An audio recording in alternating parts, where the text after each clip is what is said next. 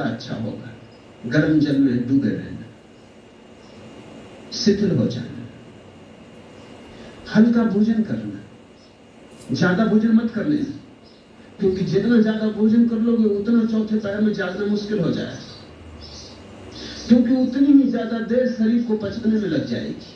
अगर हल्का भोजन किया तो तुम अचानक पाओगे कि 3 बजे के करीब आते आते नींद अपने से जाने लगी, क्योंकि शरीर को जरूरत नहीं रही।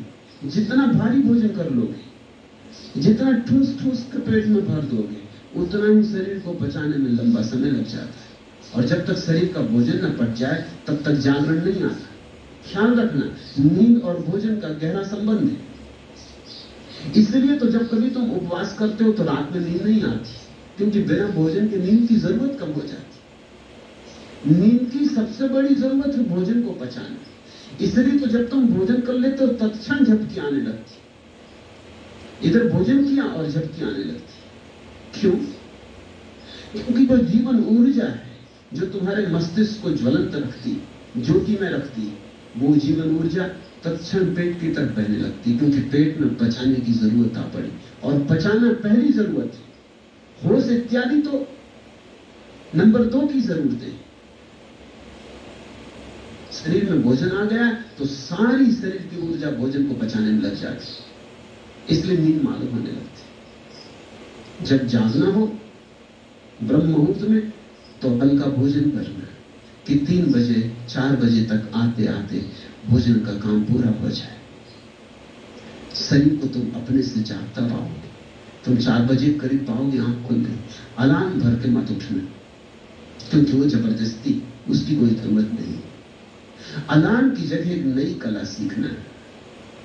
रात जब सोने लगो प्रभु का स्मरण करते सोना और प्रभु को कह के सोना कि उठा देना मुझे 4 बजे। तुम कुछ ही दिन में पाओगे, 3-4 सप्ताह के भीतर ये कला काम करने लगेगी। तुम अचानक पाओगे जिससे कोई जगा गया, और प्रभु के द्वारा जगाया जाने का मजा ही और है। जिससे कोई कह गया उठो गोपाल, कोई निश्चित कह जाएगा। अगर तुमने 4 बजे कहा तो 4 बजे ही ये घटना हो जाएगी। लेकिन रात जब सोने लगो तो प्रार्थना करते ही सोना, स्मरण करते ही सोना, क्योंकि रात तुम जो भी स्मरण करते सोते हो उसकी धुनी रात भर बजती रहती। रात सोते समय जल्दी सो जाओ, कम भोजन करके सो, हल्का भोजन करके सो, ऐसा जो किसी तरह का बोझ न लाए, जिसका पता ही न चले कि तुम्हारे शरीर पर बोझ किया न किया बराबर जैसा लगे। घड़ी आधा घड़ी गर्म जल में पड़े रहो, दिन भर की सारी चिंताओं से छुटकारा पा लो, उन सबको विदा कर दो। रात भर के लिए द्वार दरवाजे संसार के बंद कर दो, फिर प्रभु को स्मरण करते सो जाओ। उसी को कह दो कि सुबह उठा देना जब तेरा मुहूर्त आ जाए, और तुम थोड़ी देर में पाओगे कि ठीक मुहूर्त पर उठने लगे। और जब तुम बिना किसी बाहरी दबाव के, अलार्म के या किसी के द्वारा उठाए जाने के उठोगे तो तुम पाओगे दिन भर बड़ी शांति, कोई चिड़चिड़ाहट नहीं। फिर हृदय पूर्वक स्मरण करना, उठ के स्नान कर लेना, बैठ जाना फवारे के नीचे, और स्मरण को ऐसा करो कि वो सब तरफ से आने लगे। वो जो जलधार गिरती हो तुम्हारे ऊपर, वो भी उसी की जलधार है, उसी का जल, उसी की हवा है, उसी का आवाज है।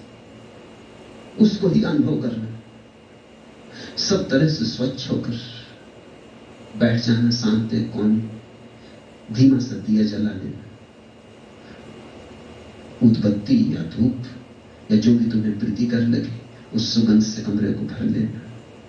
ये जगह जहां तुम प्रार्थना करो, अगर रोज वही हो, एक ही जगह हो तो अच्छा, और एक ही ढंग से करो तो अच्छा। वही स्नान रोज, वही भाव रोज, धीरे धीरे सघन होता जाता है।